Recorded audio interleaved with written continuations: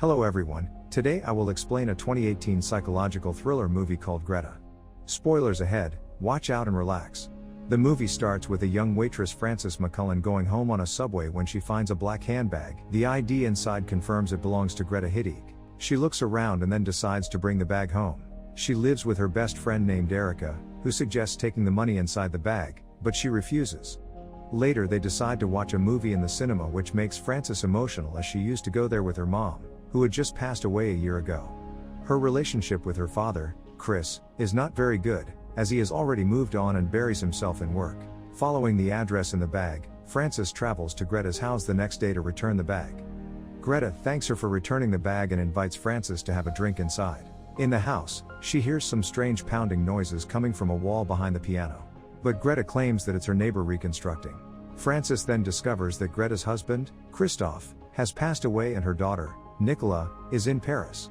The two women form a quick bond based solely on their pain and loneliness. Frances then suggests Greta to adopt a new puppy for support, but Greta refuses, as she is still hung up on her previous dog.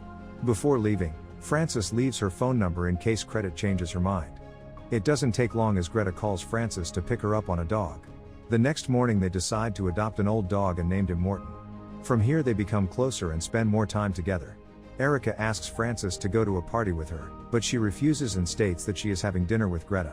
Annoyed, Erica then accuses her of using Greta as replacement for her mother, which makes Frances furious. Frances goes over to Greta's home for dinner. Their seemingly innocent friendship takes a sinister turn when Greta asks Frances to grab a candle in a cabinet. She opens the wrong one, making a startling discovery: multiple identical handbags with the exact same contents inside every one of them. One has a sticky note with a number of a woman named Samantha Bale, while the other bag contains a sticky note written with her own name on it. Mean that Greta has been purposely leaving the bag in the subway to lure people into her life. The young girl then becomes uncomfortable with the dinner and asks to leave the house immediately, hoping that Greta will simply go away. Frances isn't so lucky as Greta begins to terrorize her with abundant messages, but she manages to ignore the text. The old lady then shows up at the restaurant where Frances works, forcing Greta to tell the truth about the handbags finding and not going to be part of the crazy game Greta has planned. She also tells Greta that she never wants to see her again. Greta continues to stop Frances more aggressively, standing outside the restaurant for hours and creepily staring at her from across the street. Feeling threatened, she calls the police, but he refuses to arrest her, as she hasn't shown any indication that she will attack. Greta also attempts to meet Frances in a subway, but Frances reacts fast and manages to escape. Things only get more frightening when Greta turns her stalking attention to Erica, sending pictures of her at the exact location to Frances. Frances then calls Erica and urges her to immediately get away from wherever she is. The mad woman continues to send Frances pictures to show that she is getting closer and closer to Erica, who somehow doesn't see her despite the picture being like right behind her. Fortunately, Erica manages to outmaneuver Greta and spots the cab Frances is in. She then joins her, and they successfully escape from Greta. Worried by the adopted dog's safety, Frances attempts to sneak into the old woman's house as she digs through the trash for anything she can find on her. She discovers that her daughter Nicola is not actually in Paris. She then tries to get in touch with Nicola. Later on, Frances meets Alexa Hammond, Nicola's ex-girlfriend, who explains that Nicola has committed suicide 4 years earlier and had never been to Paris.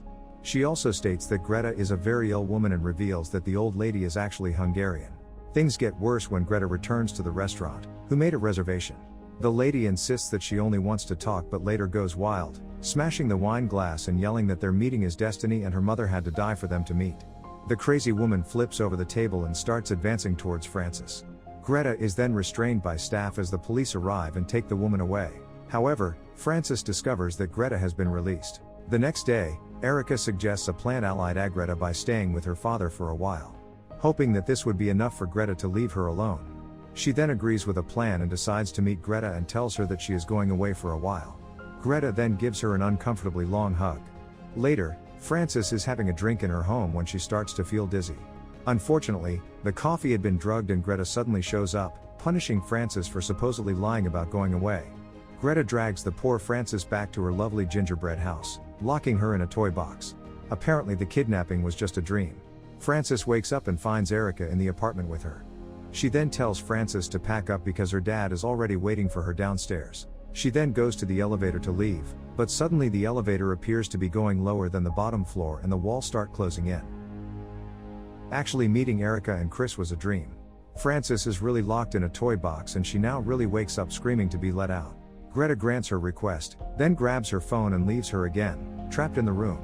The phone is used to make Erica believe that she is on vacation with her father, while also making Chris think that she is on vacation with Erica. Due to this, Frances is kept hostage by Greta for weeks, with no one looking for her. On one afternoon, while they are making cookies together, Frances finds an opportunity and attempts to attack Greta by slamming a rolling pin down, which ends up severing her finger, also followed by a slam into her head. She runs to find an escape, but all are well locked, sending her down to the basement where she finds a bag containing a body of Samantha Bale. Greta then finds Frances and suffocates her until passed out. Greta then brings her back to the room behind the piano and ties her to the bed.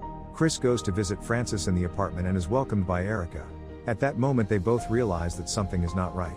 He then speaks to Detective Brian Cody to help find Frances. Cody pulls up files on Greta, revealing that she used to be a nurse and dismissed from her use of anesthetics. Cody finds Greta's home and meets the mad woman. She then invites her to go in and have a chat. Realizing that someone else is within the house, Frances tries to make her presence known by banging on the bed and making the pendulum on the piano start ticking. Greta claims that the sound was made by her dog, and she goes upstairs to shut the dog. Exploring the house, Cody is very close to finding the hidden room, but Greta suddenly appears and injects sedatives in his neck, causing him paralyzed on the floor. He attempts to shoot with his gun, but misses. Greta then grabs the gun and shoots Cody to death. She dumps his body into a bag, adding some chemicals to his face, and throws him to the basement. Greta then shows up in the subway to find her next victim. A young woman with curly brown hair takes the bait and arrives at the house to give back the bag. As they chat, the pendulum starts ticking again, indicating that Frances is making sound again. Greta then steps away for a moment to shut the neighbor and returns to have her coffee. Suddenly she starts to feel disoriented and falls off to the ground. Surprisingly, the woman then pulls off her wig and reveals herself to be Erica, having been waiting in the subway for a while until she found the handbag. As Greta faints, Frances continues banging on the bed to help Erica find her position. Erica manages to pull the piano back and successfully frees Frances from her agony. As Erica tries to help her friend out, music starts playing, indicating that Greta is still lurking around. But as Frances steps out, Greta grabs her by the throat and says that she was her favorite one. The girls then decide to place the mad woman into the toy box and lock it with an Eiffel Tower trinket as they leave. The movie ends with Greta bumping the lid of the box, slowly moving the trinket out. Thanks for watching until the end. If you like this video, please consider subscribing, liking and sharing.